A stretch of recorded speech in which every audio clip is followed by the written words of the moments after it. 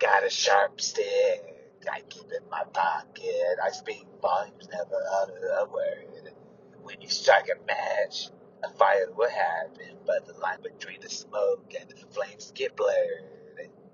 Don't you see your writing on the wall? Welcome back, peeps, to Stone Pro Campfire Wrestling Society.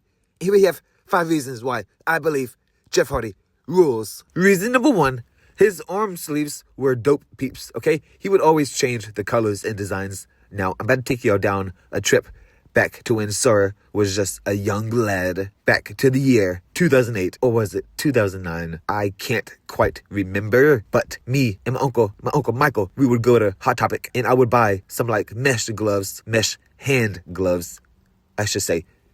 They weren't the same, but they were still cool. They like leaned more towards the late 90s and like early 2000s era of Jeff Hardy. Still pretty cool. I still liked them. Then we would also go to like Walmart and buy some Nike sports sleeves, and we would cut holes in them. I believe this was around 2008 to 2009. Like I said, I can't quite remember. Unfortunately, my uncle Michael is no longer here. He passed away. He passed away in like 2011. Rest in peace. Reason number 2. He would no doubt go down as one of the greatest tag teams of all time, along with his brother Matt. It doesn't matter what era or company you drop them in. They will flourish. They will reinvent the wheel. They will adapt. And that's the name of the game. If you can't adapt, then you are considered lame and obsolete. Reason number 3. His finishers, peeps. Jeff Hardy has one of the most unique movesets in wrestling. Honestly, it's titled like Rob Van Dam. They both have pretty cool moves, but Jeff Hardy, he has the Whisper in the Wind, the Swanton Bomb, the Twist of Fate, and this will go hand in hand with reason 4 later. He has the Twist of Hate, which is just an alternative name for the Twist of Fate. Jeff would usually end the match with a Twist of Fate, followed by a Swanton Bomb on whatever chump he's facing. The Swanton Bomb is basically just a front flip onto his grounded opponent. He soars majestically through the air. It's a pretty cool move. Not like the Swanton Bombs that we see from Kevin Owens and Jacob Fatu. When they do it, it just looks stupid because the overweight jobbers. The Twist of Fate is basically when Jeff grabs his opponent's head, flips them down to the mat, but he makes it look cooler by swinging before he hits it. It's a flashy setup move that usually leads right into the Swanton Bomb on whatever chump he's facing, like I said before. Reason number 4. His heel turn in TNA, when he went by the Antichrist of professional wrestling, was awesome, peeps.